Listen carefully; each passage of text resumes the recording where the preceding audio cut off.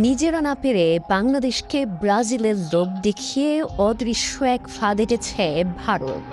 তবে সেই ফাঁদ বেশ ভালোভাবেই মোকাবিলা করছে বিএনপি সরকার। আগামী অক্টোবরে ভারতের মাটিতে ব্রাজিলের একটি প্রীতি ম্যাচ খেলার কথা রয়েছে, কিন্তু 5 বারের বিশ্ব চ্যাম্পিয়নদের আতিথেয়তা দেওয়ার বিপুল ব্যয়ভার মেটাতে গিয়ে রীতিমতো চাপের মুখে পড়েছে দেশটি।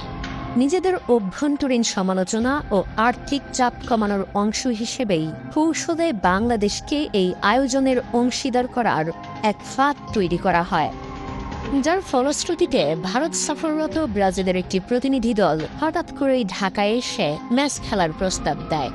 কিন্তু প্রতিবেশী দেশের এই কূটনৈতিক ও বাণিজ্যিক চাল অত্যন্ত বিচক্ষণতার সাথে এড়িয়ে গেছে বর্তমান সরকার। ব্রাজিলকে ঢাকায় আনার বিশাল ব্যয়ের বিষয়টি সামনে আসতেই বাংলাদেশ ফুটবল ফেডারেশন বা বাফুফে সরকারের আর্থিক সহায়তার দিকে তাকিয়েছিল। কিন্তু যুব ও ক্রীড়া প্রতিমন্ত্রী আমিনুল হক অত্যন্ত স্পষ্ট ভাষায় জানিয়ে দিয়েছেন, দেশের বর্তমান অর্থনৈতিক বাস্তবতায় এমন বিলাসী আয়োজনে সরকারের কোনো অংশগ্রহণ থাকবে না। বিদ্যুৎ, জ্বালানি সহ দেশের অন্যান্য জনগুরুত্বপূর্ণ খাতগুলোতে এখন প্রচুর মনোযোগ ও অর্থের প্রয়োজন। তাই একটি ফুটবল ম্যাচকে কেন্দ্র করে বিপুল পরিমাণ অর্থ ব্যয়ের মানসিকতা এই মুহূর্তে নেই।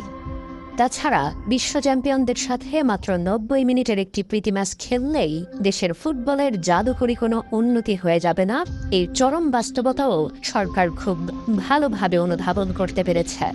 প্রায় 90 সদস্যের বিশাল ব্রাজিলীয় বহরের আতিথেয়তা এবং ম্যাচ ফি বাবদ খরচের অঙ্কটা রীতিমতো আকাশ ছোঁয়া।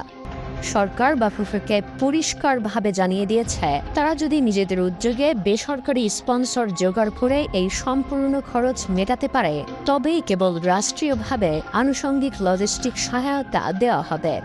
রাষ্ট্রীয় কোষাগারের অর্থ এখানে ব্যয় করা হবে না। ফুটবলে ভারতের বাজেট ও বাজার বাংলাদেশের চেয়ে বহুগুণ বড়। এমনকি তারা ফিফা অনূর্ধ্ব-17 বিশ্বকাপ আয়োজনের মতো অভিজ্ঞতাও রাখে। সেই ভারত যখন একটি ম্যাচ আয়োজনে হিমশিম খেয়ে বাংলাদেশকে এই খরচের ভাগিদার করতে চায়, তখন এর পেছনের উদ্দেশ্য আর গোপন থাকে না। বাংলাদেশের ফুটবল কাঠামোর এই মুহূর্তে সবচেয়ে বেশি প্রয়োজন তৃণমূলের উন্নয়ন। কোটি টাকার কোনো সাময়িক বিলাসিতা নয়। সাময়িক উন্মাদনায় গানা ভাসিয়ে দেশের অর্থনীতি ও বাস্তবতাকে প্রাধান্য দিয়ে সরকারের নেওয়া এই সাহসী সিদ্ধান্ত কূটনৈতিক ফাঁদ থেকে দেশকে রক্ষার এক চমৎকার উদাহরণ।